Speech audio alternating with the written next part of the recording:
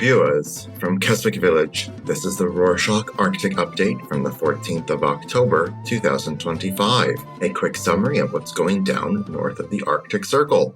The biggest political story out of the Arctic in last year has been the U.S. attempting to take control of Greenland, and this week saw a further escalation. On Tuesday the 7th, the U.S. Senate confirmed Ken Howery as ambassador to the Kingdom of Denmark, which also covers Greenland and the Faroe Islands. When President Trump nominated Howery to the position last December, he stated that Howery's primary task would be to ensure the U.S. takes ownership and control of Greenland, calling it an absolute necessity. With Trump's choice of ambassador confirmed, a new phase of Arctic diplomacy is about to begin.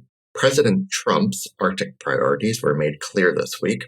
On Thursday the 9th, the Washington Post revealed that they have received documents showing that the Trump administration is considering a new foreign aid plan. The striking line of this aid plan is the granting of $50 million to Greenland to specifically protect the country's polar bears. Yet, in his own Alaskan Arctic, conservation is far from Trump's mind.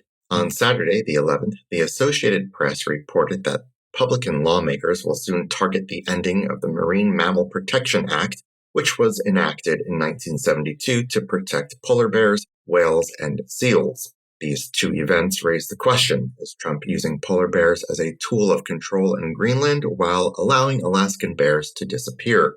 The Greenlandic government has also made its political stance clear. On Wednesday the 8th, Jens Frederik Nielsen, the Greenlandic Prime Minister, addressed the European Parliament. He said his country is ready to deepen ties with the EU, welcoming the Union's recent commitment to invest over $580 million in Greenlandic infrastructure, with mining being a particular focus of heavy investment. Nielsen didn't mention Trump in his speech. Instead, he just said that Greenland remains open to cooperating with the US as long as there's mutual respect between the two nations. The Danish government is taking a much more serious view toward ensuring Greenlandic sovereignty. On Friday the 10th, Denmark's defense ministry announced a boost of over $4 billion towards its Arctic military and security. The funding will be used to set up a new Arctic command headquarters in Nuuk, Greenland's capital, build undersea cabling between the two countries, and purchase Arctic ships, maritime patrol planes, drones, and an early warning radar.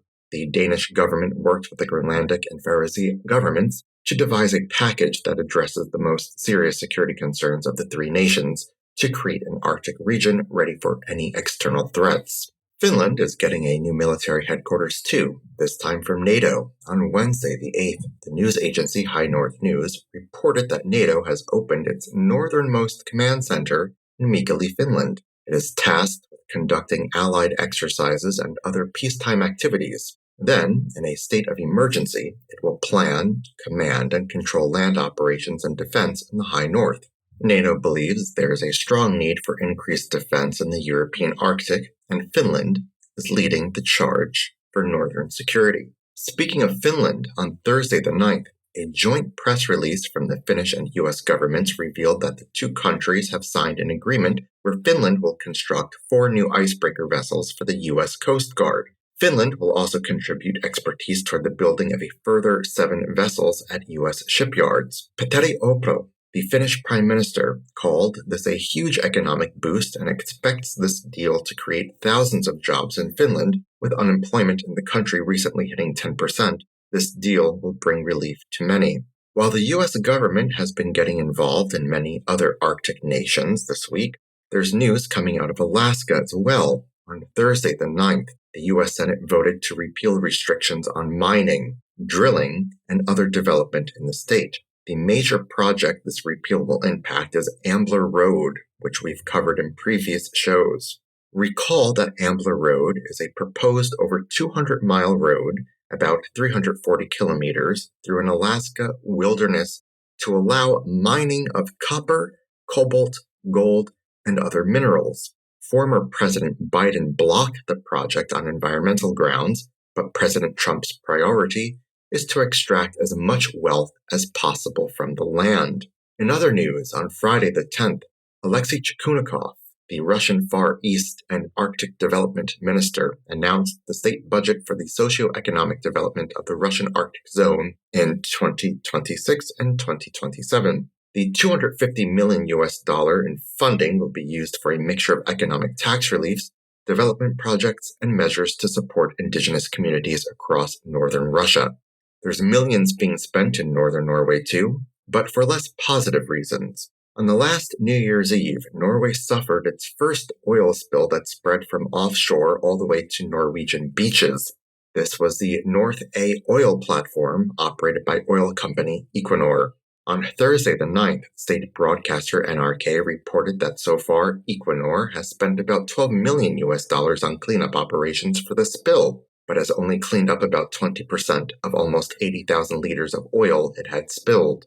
The cleanup ended for the year on Wednesday the 1st as winter approaches. The Norwegian Environment Agency accused Equinor of not doing enough to remedy the situation. On that note about ocean health, a new crop of beluga whales might soon be going to northern Canada. At the Marine Land Amusement Park in Ontario, 30 beluga whales face being euthanized unless they can find a new home, as the park's owners say they cannot afford to keep them. On Tuesday the 7th, Inuit leaders of Nunavut called for a plan to bring the famous white whales back to the Arctic homeland by releasing them into the Hudson Bay. Tommy Pelliser of the Nunavut Marine Region Wildlife Board has said that the native Hudson Bay beluga population is in serious decline, and this group of captive belugas might boost the survival hopes of the population. Arctic seals need help too. On Friday the 10th, the conservation body, the International Union for Conservation of Nature, updated their threat status list for species worldwide, and Arctic seals are in trouble. 3 Arctic seal species have had their endangered statuses increased. The hooded seal has declined from vulnerable to endangered, and more worryingly, the bearded seal and harp seal have moved from least concern to near threatened. The bearded and harp species are the most common northern seals, and were some of the only Arctic animals to show resilience to climate change. But as sea ice melts and the environment changes, even the most resilient animals in the north are now in trouble. The update list affects animals worldwide. Check it out with the link in the show notes. And to close this edition, we've got news from Iceland, and there's a new approach to support the Icelandic language. On Thursday the 9th, the Ministry of Culture published a draft bill which proposes that any film or TV streamers operating in Iceland must be required by law to pay a cultural contribution in the form of a tax amounting to 5% of total revenues from subscription sales in Iceland. The reason for this bill is that Icelanders are turning to international streamers much more than Icelandic television, and the foreign companies rarely invest in creating Icelandic language productions. This is impacting both the creative industries and language learning in Iceland, and the Ministry of Culture hopes to raise money for the creation of new programs that addresses the government's concerns. And that's it for this week. Thank you for joining us. Did you know that the updates are only a small part of what Rorschach does? Check out our initiatives at rorschach.com/initiatives. Mana.